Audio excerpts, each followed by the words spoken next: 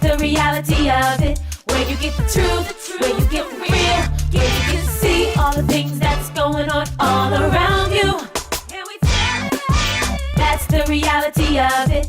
Where you get the truth, where you get the real, where you can see all the things that's going on all around you. And we tell it like it is. Welcome to That's the Reality of It. I'm William. And I'm Kanika. And we have a fantastic show coming up for you again this morning.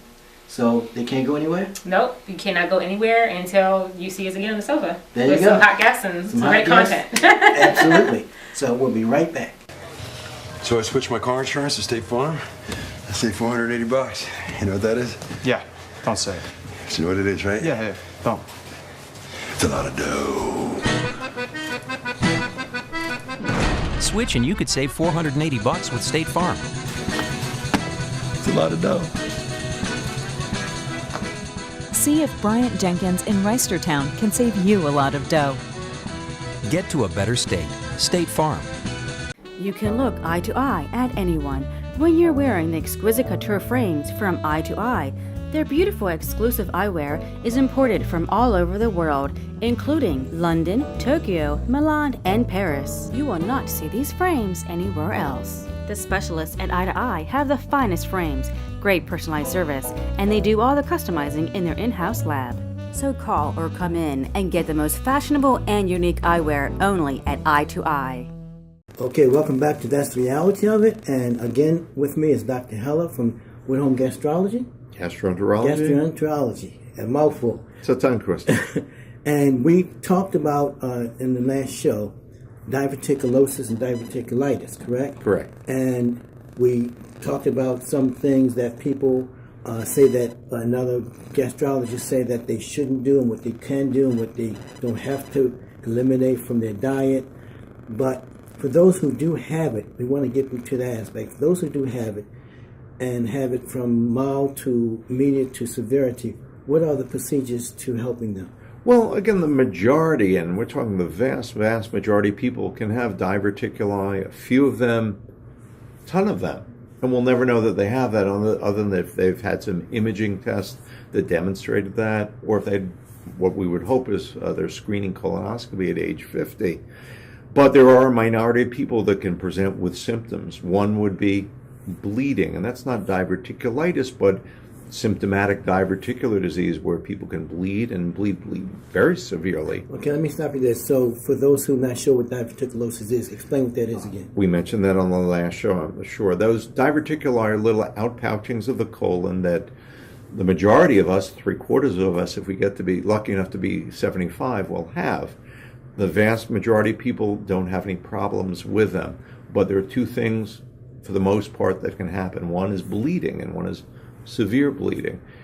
That bleeding usually requires someone presenting to the hospital so we can make sure their blood count isn't going too low. Even though that bleeding's severe, the vast majority of that time the bleeding stops. If it doesn't, then sometimes we'll obtain various radiologic tests that tell us hopefully where that bleeding is occurring. And where's it going? Well, we know where it's ultimately coming out. We know where it's going. Okay. But is it coming mainly from the right side or the left side of the colon? If that can be identified, then sometimes the radiologist can actually inject little foam into those small feeding arteries to stop that bleeding. Short of that, sometimes people need emergency surgeries. The second thing that can happen with people with diverticular disease is they have diverticulitis, an inflammation of those outpouchings. For the vast majority of people, that's a localized tenderness that's treated often with oral antibiotics, if fairly mild. If more severe, sometimes people need to get intravenous fluids and IV antibiotics. Sometimes people have collections of infections that need to be drained radiologically. And lastly, if someone has a severe case of diverticulitis, they may need surgery emergently. And oftentimes that will require at least temporary colostomy. What is that? That colostomy is where a portion of the colon is brought out to the skin surface where the area that's very inflamed can be allowed to rest and heal. And then at a later period of time, the colon is reconnected back down. When you say brought out to the skin, you mean outside of your body? You'd be moving your bowels through your skin. through your skin. Right. There's a little hole there. And where does this stuff go? Into a bag or Yeah, something? there's a contraption that people have, and come a long way. It's not as yucky as you think it would It be. sounds pretty yucky. But again, that's usually a temporary maneuver to be reconnected at a later date. You don't like taking the infected part out and connecting immediately because that connection doesn't hold up very well. Now, sometimes people can tell if the bleeding is going through from an infection through their stools, right? And the stools are usually black. Well, usually black stools usually represent bleeding a little higher up in the digestive tract, classically things like ulcers. Less commonly would be diverticular bleeding on the very far side of the colon that would cause a black stool, normally red stuff from diverticular disease. Okay, and sometimes they can turn into cancer, correct? No, there hasn't been a great relationship between diverticular disease and cancer. Okay. How can they reach you, doctor? Well, again, our office locally in Pikesville is 410-602-7782. We'll be happy to speak with anyone, see anyone if they have any digestive issues. All right, that's Dr. Haller. And if you have any more questions that we may not have addressed, make sure you contact his office, talk with him. Excellent doctor. He does my colonoscopy. He knows literally the inside of me. Okay, I don't know if you want to see that, but I trust what he says. I might start eating nuts now and some corn and popcorn because I believe in you, doctor. Oh, very good. I appreciate you coming. Thanks so much. Okay, give me that number again. 410-602-7782. And your practice? Woodholm Gastroenterology Associates. All right, don't go anywhere. We'll be right back. They say a picture or painting is worth 1,000 words, and to make those words stand out, you need the perfect frame. That's when you call the professionals at Framing Place. The framers at Framing Place are perfectionists, and they will highlight the beauty of your painting or pictures to give it that perfect look. They will also complement your home decor. The highly trained professionals at Framing Place take meticulous care in every step of creating that perfect frame. For more information, go to framing.com. Okay, I'm back with Lisa, and we're here at By Grace Counseling Service, and Lisa's going to give her some background on your story, how you got into a situation where you felt like you needed to use drugs. What is your drug of choice? Right now I am in here for heroin, Okay. but I am crack cocaine and alcohol are my downfall. Okay. So, but you don't feel what the heroin was. It's just the crack cocaine and the alcohol? That was my drug of choice. Okay. The crack cocaine, the heroin. When I started using heroin, it became, I couldn't get away from it. Okay. So, how long have you been doing drugs? Since I was young. I was around 8 years old when I had my first alcoholic beverage. 8 years old? Yes, sir. Wow. And Did you sneak it? Yes. Okay, so your parents didn't know you were doing it? No, my parents didn't know until, teenagers that Really? we were drinking and partying as kids. And Okay. Okay, the reason why I'm asking because usually if you're at 8 years old and you're drinking alcohol, you got to be acting differently. You can't be acting like a normal kid and have had some alcohol in in your body. well, it was because there was chaos at the home. Okay, Yes. so the family structure wasn't Right. like it should And be. it wasn't noticeable. I come from, alcoholic parents, drugs. Okay. Oh, so your parents did alcohol and drugs as well. Yes. Wow, so you didn't really have a fighting chance. No. Wow. No. And I come from, alcoholics and drug addiction, very prevalent in the family. And around my friends, the friends that I met, 12 years old, started smoking with pot. And I pretty much have been using all my life. Wow. That's sad. Yes. So what made you decide to stop? Because I wanted to have a life. The way that I was living this past year was no way for anyone to live. And which way was that? I found myself having to do things that were, degrading and very shameful in order to feed a habit that, Like maybe prostitution, yes, stealing. yes, Okay, and you decided you just had enough of that. yes, Okay. And how old are you? 38. 38?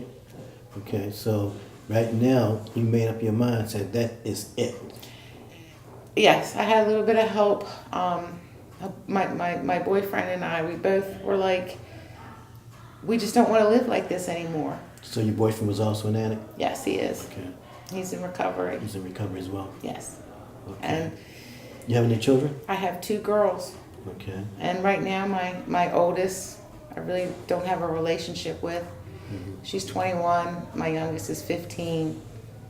And I'm working on, Building a relationship like that? yes. Well, they got to feel proud of you making this step to heal yourself. I know my youngest is. She is? Yes. Praise God. And my oldest, I do believe she is too. But I think with her, it'll be more seeing it, Right, right. You were not in your children's life that much because of the addiction? Growing up, they were with me all the time. It wasn't until earlier this past year that I asked my mom to take custody of my youngest and my oldest. When she turned 18, she went to college. Wow. So okay. I raised both of them, and Okay. With my husband, my soon-to-be ex-husband, we were a little family of 4. I just hid my addiction very well. Good. That's awesome. So how has it been for you being here at By Grace? It's been, so far, it's been life-saving. This is my 4th go-around with drug treatment, and I think so far has been the best place for me. What's different about this place than the other ones that you were able to recover? The camaraderie. Okay. The way Miss Pam runs it, it's a smaller group, it's a smaller environment. We have rules that we go by, but we're able to interact with each other. We do our own peer groups, which are led by one of the clients, and it's very caring. She comes in and she cares. She's on top of us. She checks in with us, makes sure we're okay. And the staff here, the counselors, they're here for us. Okay. And it doesn't feel like I'm just a number. Right. You feel like a person. Yeah, I feel like a person. Person with people around you that care. Yes. And when I shared about some of the things that I've had to do and go through this last year, I don't feel judged.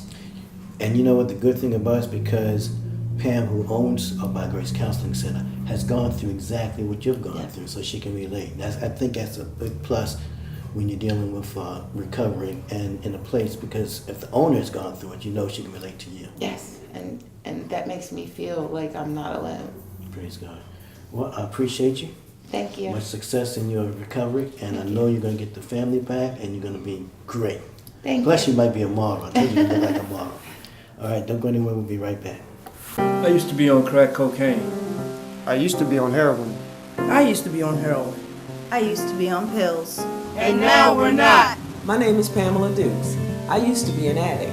Now I'm the owner of By Grace Counseling Services, where we help addicts become productive members of society. By Grace Counseling Services is a certified methadone clinic, and they can help you live a drug-free life. Don't fight those demons alone. Call 443-831-0191. Call now. Welcome back to That's the Reality of It. And I have a special guest. You've seen him before. His name is Larry Durr. And he has a movie that's coming out called Guns and Grams. And I remember I got on you before about why everybody here that does movies here got to be a shoot 'em up, kill 'em, all this kind of thing. We can do different things, all right? True. But when I saw the trailer, it's pretty dramatic, pretty sharp. I'm proud of you, man. Thank you. But your next movie, I want less guns and grams. Do something positive for the black I man. hear that. Introduce your guest. Could we have some stars up in here? Okay, we all know J.D. Williams here. How you doing? Basically in everything. I'm trying to get there. Yeah.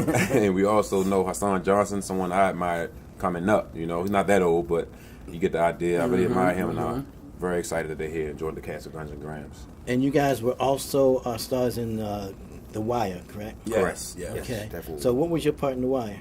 In The Wire, I played Bodie, which is a mid-level. He started out a low-level dealer, but mid-level. But like as everybody who watches The Wire knows now, so many of the characters in The Wire have so many different levels. You know, he was a real person. You know, not the person he was based off of, but the character had actual feelings. So yeah, but that was my character, Bodie. Okay, and your character? And I played Weebay. I was the enforcer from the Avon Barksdale's organization, and that's it, just a loyal member. I was about to say he was more just evil. I don't know. I mean, I know, don't feel like he evil. was, but in a good way. I guess evil with the good amount of good, with the right amount of good and pure intentions. Definitely. But pure I think intentions. But the enforcer doesn't sound pure in the you know. Well, you know, just for what I think the loyalty aspect is what you're saying. Like, exactly. A soldier, it's a soldier thing. Like if you give a soldier an order, they'll go out and do it. Yeah, so there's no diplomat. For him, a soldier is just straight, you know. Straight to the mission. Yeah. I'm on the mission, which is right for the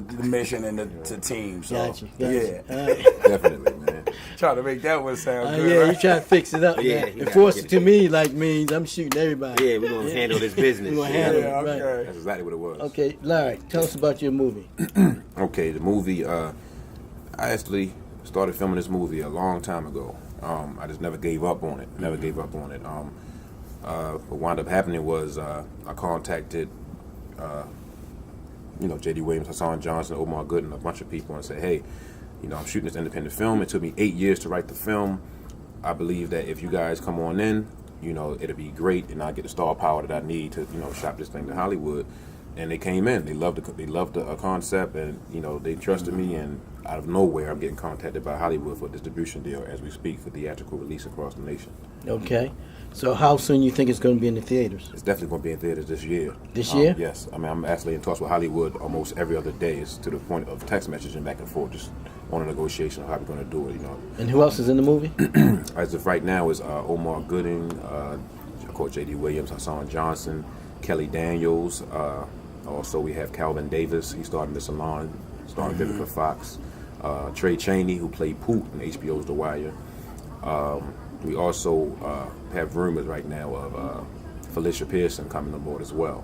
So that's in negotiations. Rumors. It's not a rumor, but I didn't mean it. It's not confirmed. You're trying to negotiate that. Negotiating that right now. And somebody Moose, right? Yeah, Young Moose, definitely. Young Moose, OTM, him and his associates, a lot of his associates are also starring in the film, but Young Moose has a very powerful character in this film. You're going to love him. Really quickly, one thing, I'm all for more positive media also, especially when it comes to black people.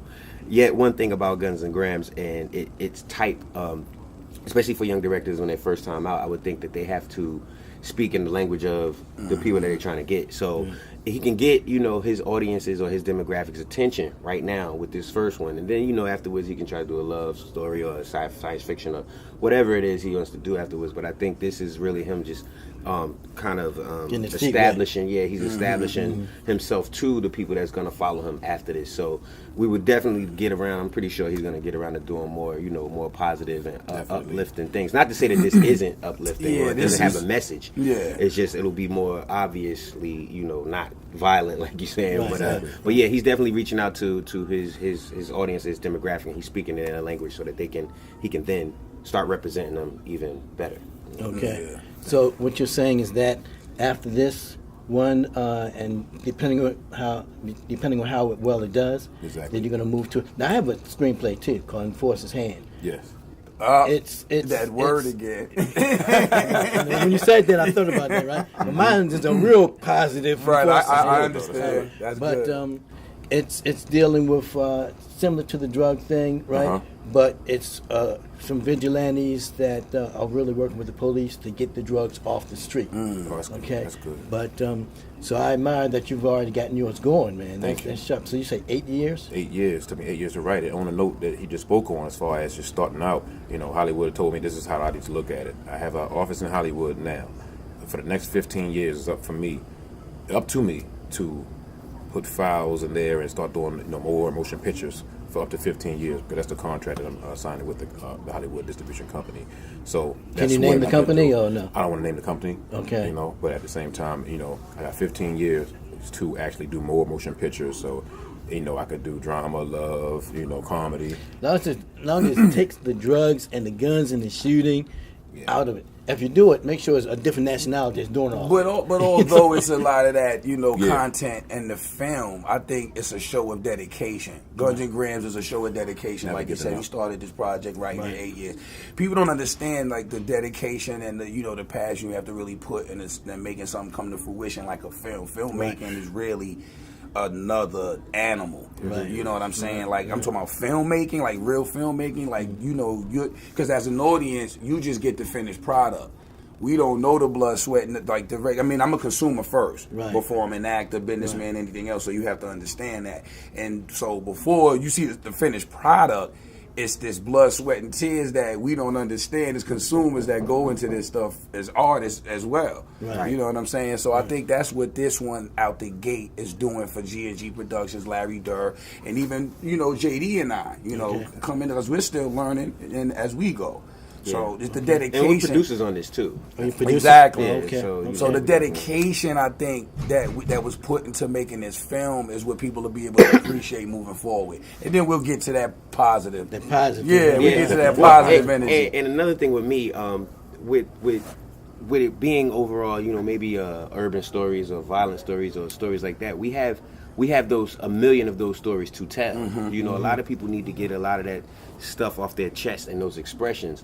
So it's just like when people ask me, like, do you feel pigeonholed or typecast when you're playing a thug or a gangster? But there's different levels of different people. Somebody this gangster, this gangster might have a sense of humor. This one might be really smart. This one might be a family guy. You have different layers of doing things. So when we telling these stories that at first, they might be kind of jarring or they might be a little disturbing, but as you take them in and you start layering them on top of each other, you see different types of people and the different stories being told, whether it's the single mom who's the stripper, or whether it's the guy who's trying to get out of the game, or whether it's the guy who's the young kid who's not in the game but wants to be involved in it, like a dummy, so there's a lot of different levels. But and perfect example was The Wire, not to cut you off. It's like we had 30 principal characters or more, and it was all these layers and dimensions, and you got to love these people because of that. It wasn't the one-off. It wasn't the usual 1 hour saga, drama series, or a movie that you sit down for 2 hours and watch. This was something you were able to live with. So it's the same thing going into this. You want to live with these characters and you'll be able to appreciate. Although there's the slight violence. Yeah, like we said, the story's there. That element is definitely there, present. But like I said, I think it's more so to pull in the audience that we are trying to reach so that we can expand that story. And this is based on a true story. A lot of this is based on a true story of real life events. Almost the entire film. So. All right, so what we're going to do is we're going to take a break. Hopefully you'll have the trailer. If he doesn't have a trailer, that means he didn't give me the trailer. But hopefully he'll have the trailer. So when we come back, we're going to see the trailer. And he has also another actor that's in the film. Yes. I know you got Omar that's going to be coming up. Definitely. And what's the other gentleman that's here right now? Oh, I'm sorry, Kevron Evans. Young Moose. Young Moose. Young Moose. Okay. All right. So don't go anywhere. We'll be right back.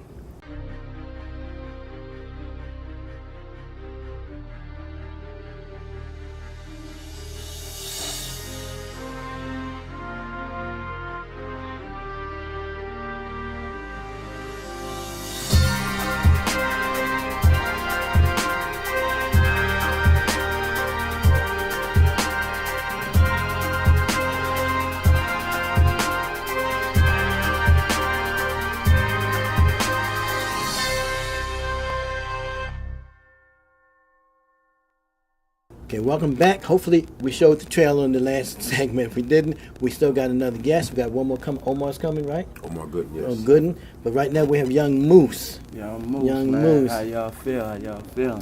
Thanks for having me. Absolutely. So what's your part in the movie? Just taking care of business like a boss, basically. A lot of drug cartel going on, and we just in the mix of all that. In the mix of that? Everything. Now I saw part of the trailer, right? That Larry showed me. I saw you with a gun like this big. Yeah. What are you gonna do with that? I laid it down with something. You laid it down with Yeah, something? yeah, Okay. yeah. So, are you part of a organization in the movie, like a gang or? I mean, you know, crew? they say more than 2 people organization now, so Okay. I guess that's what you can call it. But it's just a bunch of street people, you feel me, just taking over blocks and, you know. And of course, what you're going to be doing in the movie is like you're going to show the young people how to not have to use drugs and Exactly. shoot people, and you're going to be like almost like a school teacher type part in there. No. No. No. I was just reaching, man. You know, just reaching for something, man. I'm making a mess in there. You're making a mess in there. I'm making a mess, but you know how it go. It's all good. It's all They good. read between the lines. Okay. Okay. I definitely would tell you that his character is a very intense character. So it's a lot of subliminal messages in the actual scenes that he involved in. So Okay. very powerful messages, and they're gonna love his character. I can guarantee you. I know the last scene we had when the other gentleman was on, we heard some banging on the door. Y'all been talking about guns and grams, man, shooting. That scared me. I jumped. I jumped. But the Sicilian Mafia. This movie is about the Sicilian Mafia. Okay. So it's like pretty much, you know, it's the movie is about Sicilian Mafia coming from Sicily to New York and then making their way down to Baltimore City to work with my father. Once they decide to kill my father because of the takeover that they wanted to impose or what have you, that's when everything goes sour and we actually go into a war with the Sicilian Mafia. This is not a low-budget war. This is something Major similar war. to Scarface, Heat. So that's when the enforcer gets involved, right? The enforcer was on the last show. That was that the segment. it enforces on both sides. I mean, Okay. you're going to see Joe Donofrio. I didn't mention Joe Donofrio. Why did I not mention that? Joe Donofrio from The Bronx Tale. He starred in the film as well. He played a younger Joe Pesci in The Goodfellas. He starred in this film. Has a very powerful character as well. So this is going to be similar to, not similar, but it's going to have a very strong impact as far as being like a historical film. It's going to make history, definitely. When quality counts, choose Comfort Temp Heating and Cooling. Right now, take $250 off any new complete heating or AC system with huge BGE rebates available on select systems. All work is guaranteed. Call Comfort Temp Heating and Cooling today for your free estimate. So it's been a great show. What more can we say? I can say it's been a great show. And of course, we're always looking for other guests to be on the show. So if you are a company, organization, you're a kid doing great things in the community. That's right.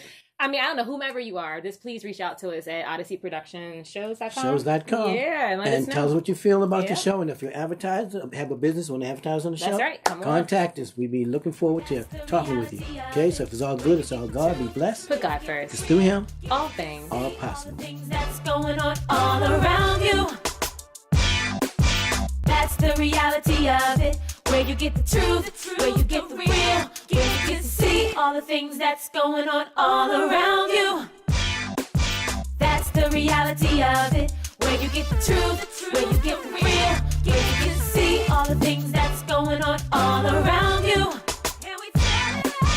That's the reality of it.